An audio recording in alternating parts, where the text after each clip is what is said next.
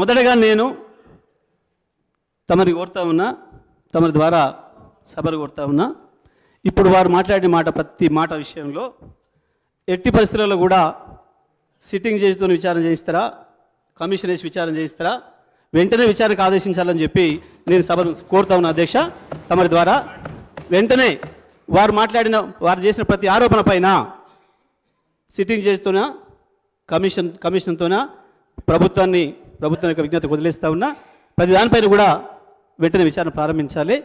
అయితే దాంట్లో దోషులు ఎవరో దొరికితే వాళ్ళని శిక్ష వేయాలి, లేదా ఆధారాలు లేకుండా అసంబద్ధమైన ఆరోపణలు చేసిన వారికి శిక్ష పడాలి.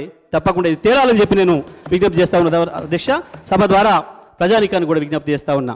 ఇటువంటివి చాలా సందర్భాల్లో బయట మాట్లాడుతుంటే విన్న నేను ఏ ఒక్కరోజు కూడా నేను ఇటువంటి విషయాలలో నేను మాట్లాడలేదు, రియాక్ట్ కాలేదు.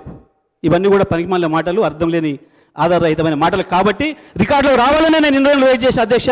గత 5 సంవత్సరాలుగా రికార్డులో రావాలని నేను వెయిట్ చేస్తూ ఉన్నా. ఇవాళ రికార్డులోకి వచ్చిండ్రు, తప్పకుండా దీనిపైన చర్య తీసుకోవాలని చెప్పి నేను తమరి ద్వారా ప్రభుత్వాన్ని కూడా కోరుతా ఉన్నా అధ్యక్ష. ఇక వారు చెప్పిన అసలు విషయానికి వద్దాం అధ్యక్ష. ప్రభుత్వం అగ్రికల్చర్ సప్లై చేసిన దాని విషయంలో వారు అన్న మాటలన్నీ కూడా వారి డిప్యూటీ సీఎం గారికి వర్తిస్తాయి తప్ప నాకు వర్తించవు అధ్యక్ష. ఎందుకంటే వారు ఇచ్చిన దాంట్లో వారి శ్వేతపత్రంలోనే 18వ పేజీలో యావరేజ్ సప్లై అవర్స్ 19.22 అని చెప్పి వారే స్వయంగా ఇచ్చిండ్రు. వీరు సభకు ఎప్పుడు కూడా 10-12 గంటలు కూడా రాలేదనే మాట వారి కొలిగైన ఇంకొక మంత్రి గారు మాట్లాడినరు. దీనిపైన కూడా చర్యలు తీసుకోవాలని చెప్పి నేను సభను కోరుతా ఉన్నా అధ్యక్ష. తమరి ద్వారా సభను కోరుతా ఉన్నా అధ్యక్ష.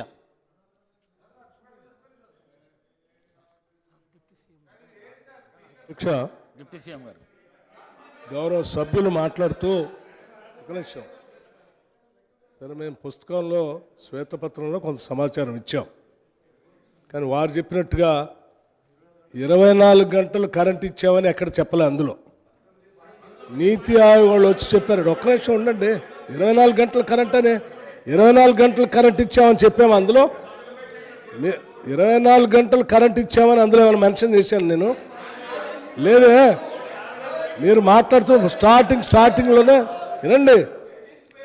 స్టార్టింగ్లోనే మీరు చెప్పారు, ఏదో ఈ దేశంలోనే ఏ రాష్ట్రంలో లేకుండా ఈ రాష్ట్రంలో 24 గంటలు కరెంట్ ఇచ్చింది నీతి ఆయోగ్ గారు సర్టిఫై చేశారు, మేమే ఇచ్చారని ఇందాడు చెప్తా ఉన్నారు. నేను సరే సమాధానం చెప్దాంలే అని చెప్పి నేను మాట్లాడేటప్పుడు చెప్దామని కూర్చున్నాను. దయచేసి ఈ రకంగా సభని తప్పుదో పట్టించేటట్టు స్పీకర్ సార్ ఆ గౌరవ సభ్యుడికి చెప్పండి, సభ్యుడికి చెప్పండి, దయచేసి కూర్చోని చెప్పి. ఒక్క నిమిషం సార్, గౌరవ సభ్యులకు చెప్పండి, గౌరవ సభ్యుడికి చెప్పండి. సభ మొదలైనప్పుడు చూస్తూ ఉన్నాను, పదే తన కుర్చీలోంచి లేచి వచ్చి ఇదేదో మార్కెట్లో జనం మీద పడిపోయి దాడి చేయటానికి పోయినట్టుగా వచ్చే కార్యక్రమం చూస్తూ ఉంటే ఇది సభకి శోభనివ్వదు అధ్యక్ష. This is not correct. సభలో కొన్ని సాంప్రదాయాలు నిబంధనలు ఉంటాయి. దయచేసి మీరు మాట్లాడడం నేను చెప్పాను వినండి. ఇట్లా వచ్చి ఇట్లా రావటం, ఇది సభ గౌరవం తేదు సభకి. దయచేసి ఇట్లా ప్రవర్తించబాకండి. చెప్పాలనుకుని చెప్పండి. సమాచారం ఇచ్చాం.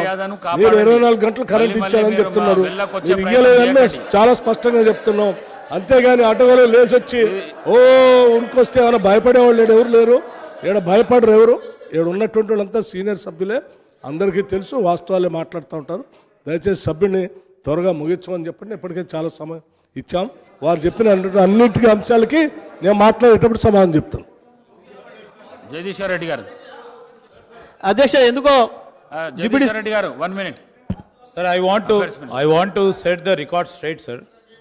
Here, sir, నేను మంత్రి గారు కదా, ఇప్పుడు సగటున సరఫరా గంటలకు సంబంధించి 2023-24లో 19 hours 22 minutes సార్. వినండి సార్, ఇది వినండి సార్. ఇది మీరు అది చూడండి, ఏప్రిల్ టు నవంబర్ అని కిందగా స్లాష్ పెట్టారు. సో దాంట్లో కూడా సార్, చూడండి పీక్ పీక్ అవర్స్ ఎప్పుడు ఉంటాయి? ఆ పీక్ అవర్స్లో I would like to send this sir, మీ దగ్గర కూడా ఉంది. మీ పీక్ అవర్స్లో కనీసం పీక్ అవర్స్లో పూర్తి స్థాయిలో 16 అవర్స్ కూడా ఇవ్వలేదు అధ్యక్ష. దీంట్లో అది కూడా మ్యాప్ పెట్టాం చూడండి అధ్యక్ష, అది కూడా మ్యాప్ పెట్టాం చూడండి అధ్యక్ష.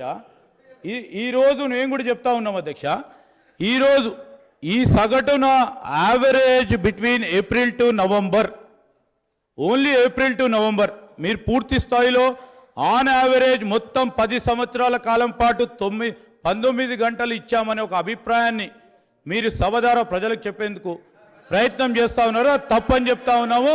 I just want to set the record straight. Jagadishwar Reddy గారు, జగదీశ్వర్ రెడ్డి గారు. అధ్యక్ష అన్నాను కూర్చో. అధ్యక్ష, కొంచెం ప్రజలు ఏమనుకుంటారు అనేది కూడా కొంచెం ఇబ్బంది పడుతూ ఉన్నారు.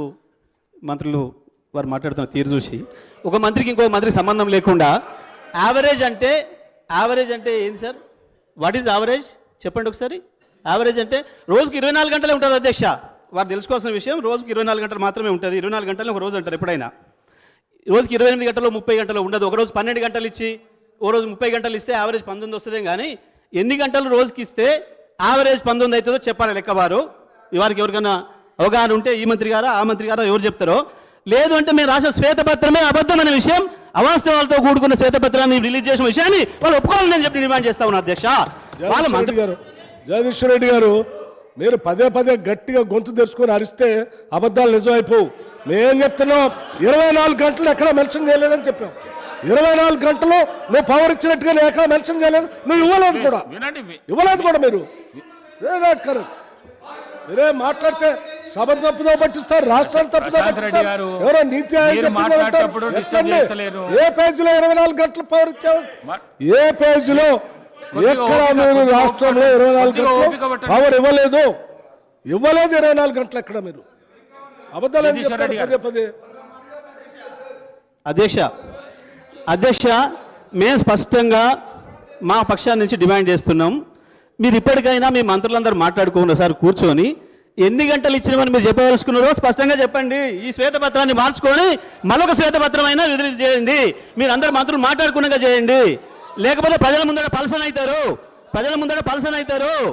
అధ్యక్ష, ఒకటే అధ్యక్ష, బట్టి గారు కావచ్చు, శ్రీధర్ బాబు గారు కావచ్చు, ఈ సభలో ఇక్కడ ఉన్నారు గత 5 ఏళ్ళు కూడా. ఒక్కరోజైనా వాళ్ళకు ప్లకార్డ్ పట్టుకునే అవకాశం ఇచ్చినమా, ఆ కష్టం ఇచ్చినమా? ఇవ్వలేదు. ఒక్కరోజు కూడా వాళ్ళ రకం కష్టపెట్టలేదు. ఒక్కరోజైనా పోయి ఒక జొన్న కంకినో ఒక మొక్క కంకినో ఇంత వరి కంకులో తీసుకొచ్చుకొని కష్టపడి అక్కడ కూడా వాళ్ళకి రానియలేదు. మేము ఆ రకంగా ఇచ్చినాం కాబట్టే వీళ్ళు రాలేదు.